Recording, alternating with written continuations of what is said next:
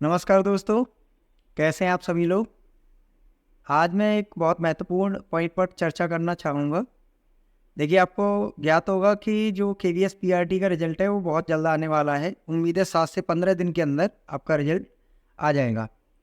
तो उसका जो महत्वपूर्ण एक भाग है इंटरव्यू, उसके बारे में आपको बताना चाहूँगा। एक्चुअली मेरा जो केवीएस नॉर्थ ईस्ट 2017 में जो पेपर हुआ था, उसमें ऑल इंडिया रैंक 24 था और मेरा जनरल रैंक 19 बना था। जनरल कैटेगरी रैंक मेरा 19 था। तो मुझसे वहाँ पे क्या-क्या क्वेश्चन पूछे गए थे उनके बारे में चर्चा करूँगा। साथ ही इंटरव्यू के बारे में जो भ्रम है या जो डर है आपका, वो भी मैं दूर करने का प्रयास करूँगा। तो सबसे पहले देखिए, मैं बताऊँ, मेरा जो इंटरव्यू था वो दिल्ली में था, जहाँ पे 10 बोर्ड बनाए गए थे जितना मुझे याद है। और मेरा जो बोर्ड संख्या थी वो 4 थी, जहाँ पे मेरा इंटरव्यू हुआ था। उस बोर्ड में टोटल 4 लोग थे उस पैनल में, जिसमें 1 महिला मतलब इंटरव्यूअर थी, बाकी 3 पुरुष थे। तो वहाँ पे ये था, वहाँ पे ये भी बताया जा रहा था कि उन 4 में से या 5 लोग जो भी पैनल बना था, उनमें 1 साइकोलॉजिस्ट थे। हालाँकि इसके बारे में मुझे कन्फर्म आइडिया नहीं है कि वो साइकोलॉजिस्ट थी या नहीं। सबसे पहले मेरी शुरुआत हुई थी, मैंने सबसे पहले बोला, मे आई कम इन? आप कॉमन बोल सकते हैं क्योंकि वहाँ पे सर और मैम दोनों बैठे हुए हैं, तो आप मे आई कम इन बोल दीजिए। क्या मैं अंदर आ सकता हूँ? तो वो आपको परमिशन देंगे। जब आप चेयर तक पहुँचे, तो वहाँ पे भी बैठने से पहले भी आप परमिशन मेरे हिसाब से आपको लेनी चाहिए, वो ज़्यादा अच्छा रहता है। उसके बाद फिर मैं परमिशन लेके वहाँ पे बैठ गया। अब देखिए, क्योंकि आप प्राइमरी के टीचर बनने जा रहे हैं, तो आपको सभी सब्जेक्ट वहाँ पे पढ़ाने हैं। सभी सब्जेक्ट पढ़ाने, तो आपको हिंदी, इंग्लिश, मैथ्स सबसे क्वेश्चन पूछे जाएँगे। ऐसा नहीं है कि आप स्पेसिफिक कोई भी एक सब्जेक्ट में मतलब निपुण है तो केवल एक सब्जेक्ट आपसे पूछा जाएगा। आपको सभी चीज़ें पूछी जाएँगी, इवन छोटी-छोटी चीज़ें, दोहे, मुहावरे, कविता, सभी चीज़ें आपसे सुनी जाएँगी। और ये वहाँ पे हुआ भी था। तो वहाँ पे सबसे पहले तो मैं बताऊँ, जैसे मैं बैठ गया तो उन्होंने सबसे पहले मेरा सेल्फ इंट्रोडक्शन पूछा था। तो अपना मैंने सेल्फ इंट्रोडक्शन दिया, वो सब बाद में चर्चा करेंगे कि किस तरीके से दिया। किसी को डाउट हो तो वो कमेंट सेक्शन में बता देना। जिस क्वेश्चन में भी आपको डाउट हो तो मैं उसी पे वीडियो बना दूँगा। उसके बाद मेरे फैमिली के बारे में उन्होंने थोड़ा-सा पूछा, और क्योंकि मैं इंजीनियरिंग बैकग्राउंड से था, उसके बाद मैंने बीटीसी किया था, तो उन्होंने पूछा था कि आप इंजीनियरिंग करने के बाद बीटीसी किया, आप टीचर क्यों बनना चाहती हैं? तो फिर मैंने अपने हिसाब से जो भी जवाब दिया, वो भी आगे कभी चर्चा करेंगे। अभी वो विषय नहीं है, अभी ये क्वेश्चन कैसे-कैसे पूछे गए हैं। तो देखो, सबसे पहले तो बहुत सिंपल और सरल, मतलब जो बिल्कुल स्वाभाविक से क्वेश्चन होते हैं, लगभग छोटे-मोटे जो क्वेश्चन बनते हैं वही पूछे जाते हैं। बहुत ज़्यादा ऐसा नहीं है। आपको हो सकता है कुछ एक आध पैटर्न ऐसा होगा जो आपको शायद आपका कॉन्फिडेंस चेक करने के लिए आपको डराए। लेकिन सच्चाई ये है कि वो बहुत बहुत अच्छे लोग होते हैं, बहुत सुलझे हुए व्यक्ति होते हैं। ठीक है? तो वो आपका वहाँ पे आपका केवल नॉलेज तो रिटन टेस्ट में चेक कर सकते हैं, आपका व्यक्तित्व में क्या-क्या छुपा हुआ है, वो उसे बाहर निकालने का प्रयास करते हैं। हाँ, कई इंटरव्यू ऐसे होते हैं जो आपको गुस्सा दिलाने का भी प्रयास करेंगे। खैर जैसे भी है। तो देखिए, सबसे पहले तो मैं बताऊँगा कि आप हिंदी और इंग्लिश में कम से कम 3-3 4-4 पोएम याद करके ले जाइए, और उनको विद एक्सप्रेशन कैसे आप बच्चों को सुनाएँगे, वो भी वहाँ पे आपका एक तरीके से डेमोंस्ट्रेशन होगा। तो वहाँ पे क्या था, सभी मोस्टली मतलब क्या है, वो ट्विंकल ट्विंकल लिटिल स्टार वाली पोएम ज़्यादातर सुना रहे थे। हालाँकि मैं 3-4 पहले से तैयार करके आया। जब मैंने भी ये पहली पोएम यही सुनाई उनको, जब उन्होंने पूछा कोई एक पोएम सुनाइए, तो मैंने ये जैसे ही सुनाई, उन्होंने कहा सभी इसी पोएम को सुना रहे हैं, आप कुछ नया सुनाइए। तो संयोग से मैं 3-4 याद करके गया था, तो मैंने दूसरी फिर पोएम वहाँ पे सुनाई थी, और हिंदी और इंग्लिश दोनों में वो सुन सकते हैं। फिर एक दोहा पूछा था, तो आपको यहाँ पे सतर्क रहना है। असल में मैंने कुछ गलतियाँ की थी। गलती ये थी कि जैसे उन्होंने दोहा पूछा, मैंने दोहा तो सुना दिया, लेकिन उसका दोहे का मुझे सही अर्थ नहीं पता था। तो एक क्वेश्चन आगे आपको सोचना है कि इंटरव्यू आपसे क्या पूछ सकता है, इंटरव्यूअर आपसे उस दोहे के बारे में या मुहावरे के बारे में शाब्दिक अर्थ वगैरह जो भी है वो पूछ सकता है। तो दोहे का अर्थ मैंने मतलब बहुत ज़्यादा सही नहीं बता पाया, तो वहाँ पे मुझे लग रहा है थोड़ा बहुत नेगेटिव गया होगा। हालाँकि मेरे मार्क्स बहुत ख़राब भी नहीं थे, बहुत अच्छे भी नहीं थे। मेरे 47 मार्क्स थे आउट ऑफ 60। उस समय पे 15% इंटरव्यू का जुड़ता था, और इस बार से इसका देखिए रोल बहुत ज़्यादा हो गया है। इस बार 30% आपके इंटरव्यू के मार्क्स जुड़ेंगे। तो इंटरव्यू आपको अंदर भी कर सकता है और बाहर भी कर सकता है।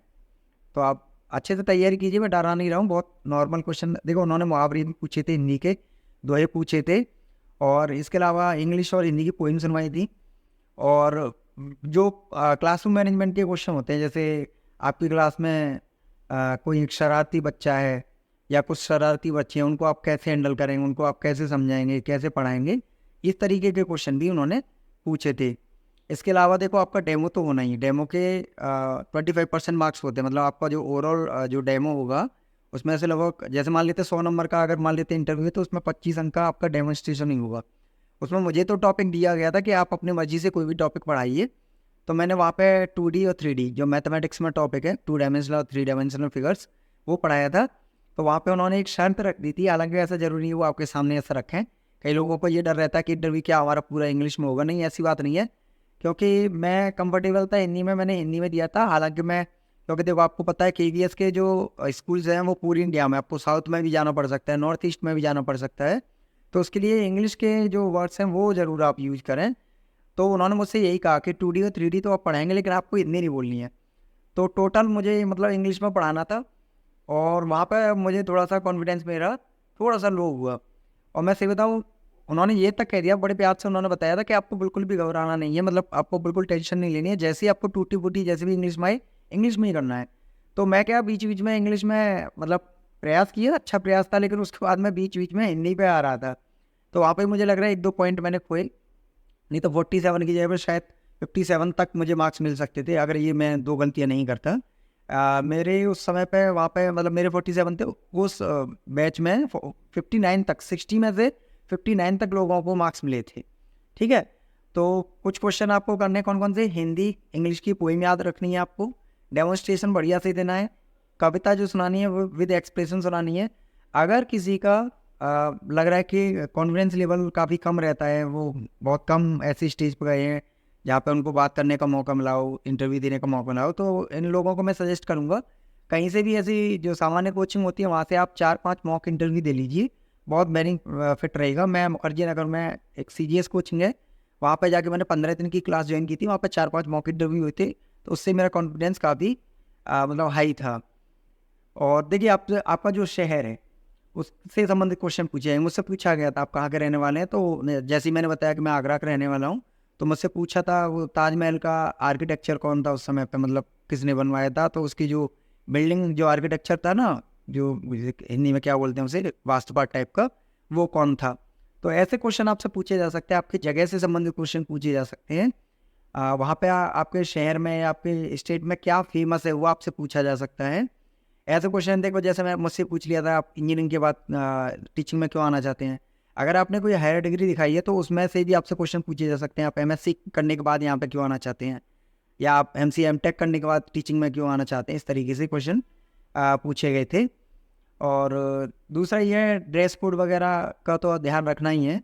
वहाँ पे एक नेवी ब्लू का उस समय बहुत ज़्यादा चलन था, हालांकि मैं जो हल्का जो पिंक कलर का शर्ट पहन के गया था, थोड़ा सा यूनिक था उस समय पे, तो मुझे वहाँ पे अच्छे मार्क्स मिले होंगे मेरे हिसाब से। देखो पर्सनालिटी के अलग मार्क्स होते हैं, डेमोन्स्ट्रेशन के अलग मार्क्स होते हैं, जो आपसे क्वेश्चन आंसरिंग होती है उससे अलग आंसर होते हैं, और जो साइकोलॉजिस्ट बैठे हैं उनकी नज़र में भी वो भी अलग से आपसे कुछ ना कुछ पूछ सकते हैं। मुझसे साइकोलॉजी का भी कोई सिद्धांत पूछा था, अब इस बात को 5 साल हो गए मुझे याद नहीं आ रहा है, उन्होंने कोई सिद्धांत पूछा था, ये सिद्धांत किसने दिया है पर्टिकुलर सिद्धांत, तो ऐसे क्वेश्चन भी साइकोलॉजी बेस्ड वो पूछ सकते हैं। पर ज़्यादातर आपके पर्सनैलिटी जो व्यक्तित्व आपका उससे क्वेश्चन पूछे जाएंगे।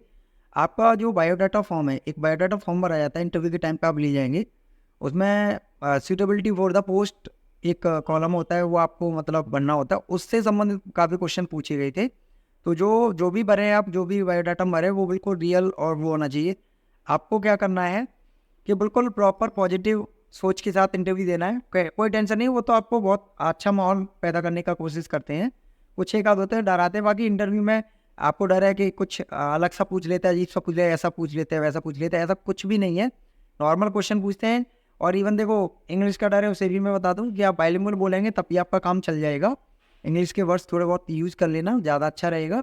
बाकी ऐसा नहीं है कि आपको प्रॉपर इंग्लिश नहीं आती, आप फ्लुएंट नहीं है इंग्लिश में तो आपके नंबर ख़राब आएंगे, नहीं तो मेरे भी नंबर ख़राब ही आते।